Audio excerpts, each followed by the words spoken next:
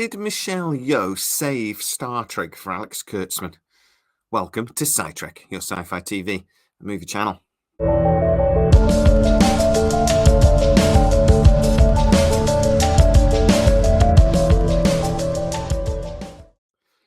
So as you'll know, if you're a regular SciTrekker, I actually just got, 6 weeks ago or so, said that actually the Section 31 of Starfleet Academy series or projects were very unlikely. They were very unlikely because it seemed very unlikely for Alex Kurtzman to get Michelle Yeoh to do Section 31.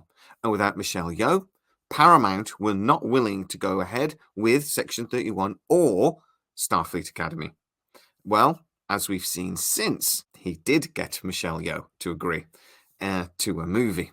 But I'm going to talk more about that in a minute. So why did I get it so wrong? Well, basically because, I didn't. There were a lot of negative voices going around Paramount. This is a very contentious subject, apparently, within Paramount executives. And not everybody agrees that Alex Kurtzman's tenureship of Star Trek has been a success. And that, to be honest, makes sense because that just reflects how the audience feel. Not all of us love everything about New Trek. Now, I love bits. I loved Picard Season 3. I actually love Strange New Worlds. I enjoyed parts of Discovery, but not all of it. Lower Decks is great, and Prodigy genuinely surprised me. If you haven't seen Prodigy, because a lot of you guys haven't, because it's a kid's cartoon, let's be honest. Watch it. There are so many Easter eggs in there that any Trekkie will love it. So really, honestly, give it a go. So how did all this happen? Well, when Michelle Yeoh left Discovery, the plan was to return for a Section 31 series. That was always the plan. It was going to return when Picard Season 3 ended. But then Michelle Yeoh got steadily busier. The thing that, though, really put a nail in this problem is when she was cast in the Avatar series, because suddenly a lot of her time over the next 5 years is going to be taken up by those series of movies. So a Section 31 series that would take 6 or 7 months of the year up suddenly became very unlikely. And Alex Kurtzman was aware of this. However, he kept pursuing it. Now, 7 or 8 months ago, it was common knowledge within people in the industry that Starfleet Academy was going to be the next series, but it went very quiet. So it was assumed, again, by people in the industry, that it wasn't going to happen. The assumption was it was a package deal, Section 31 and Starfleet Academy. But both of those projects relied on Michelle Yeoh appearing in Section 31. Paramount were not going to buy both seasons unless Michelle Yeoh did sign on the dotted line. So Alex Kurtzman kept pushing it. Now, as I've talked to you guys before, it was weird that when April 5th came, we didn't get an announcement. I talked to a guy that works for quite a big marketing company in Hollywood, and he said, this makes no sense. When Starfleet Academy was announced a week before, then he said, look, they must have Michelle Yeoh. They must do. It's the only thing that makes sense. They're announcing Starfleet Academy a week before April 5th, First Contact Day, because they're going to announce the big project with Oscar-winning Michelle Yeoh on that day instead. But then April 5th came and went. So, again, it became very confusing. Now, I then started hearing that actually they were working hard towards a mini-series. So, like, you can't get Michelle Yeoh to do a 7-season series. She couldn't do it. It's not possible. So Alex Kurtzman started the negotiating. Well, how about if you come back for just a mini-series, 4-5 hours, a limited series, a one-off? Now, that is possible. But then Michelle Yeoh won the Oscar. And all of a sudden, even that became impossible. But Alex Kurtzman didn't give up. And he came up with this idea that apparently has been kicked around for a while about doing a movie straight to Paramount Plus, a movie event. That did become possible, but only because Michelle Yeoh was always keen to do it. I've always been told, and I've always told you guys, she's a really loyal actress and she wanted to do this. It was simply timing. When was the problem?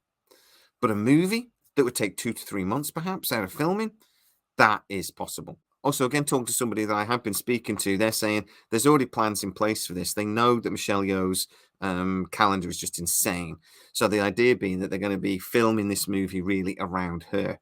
They're going to be using a double, basically, when they've got scenes, when stuff's going on and Michelle Yeoh's there, but you only see the back of her head, it won't be Michelle Yeoh. And then what they'll do is they'll bring Michelle Yeoh in and just film her bit and basically paste it all together. So from a time point of view, it'll be great for Michelle Yeoh because you won't be sat in a caravan waiting for stuff. She will just come on, film, go to the next thing. This has already been planned out. And to be honest, it's not new. This is the sort of thing we've done before when actors have busy schedules. Studios will work around it in very clever ways. So the information coming out of Paramount about Star Trek is so confused because there's so many different voices. There are executives within Paramount that don't think Alex Kurtzman should keep Star Trek. They think Star Trek should be moved to a different production partner and that there should be a new vision for Star Trek going forwards. But there are others that actually see things like Lower Decks and are very pleased with it.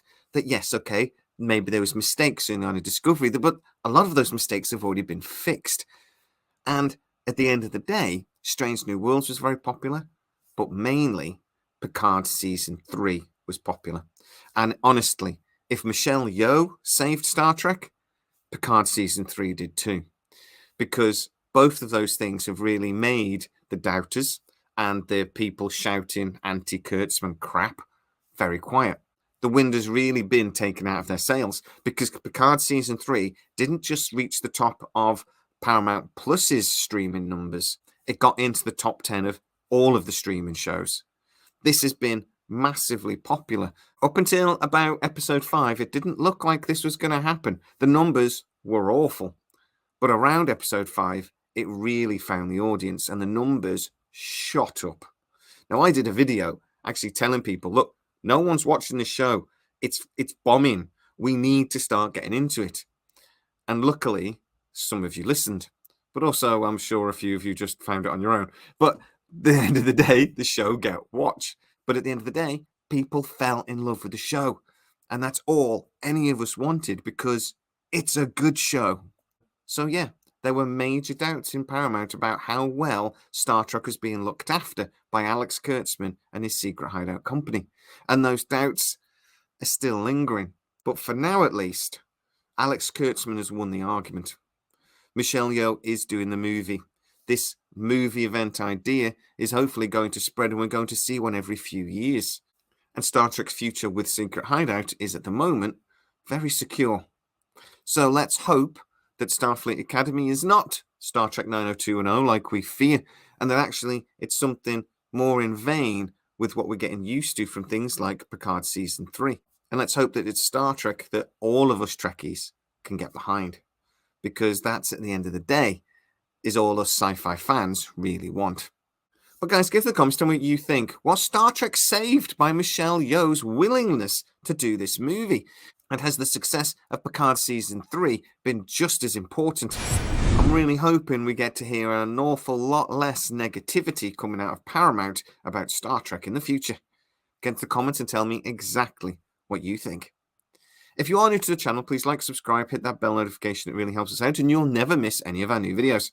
Also, if you would like to go over to patreon.com/SciTrek, you get to see most of our new videos first. And for a small contribution each month, you get to see it without the adverts. You even get a t-shirt and a mug and stuff. As always, please stay safe. I'll see you next time.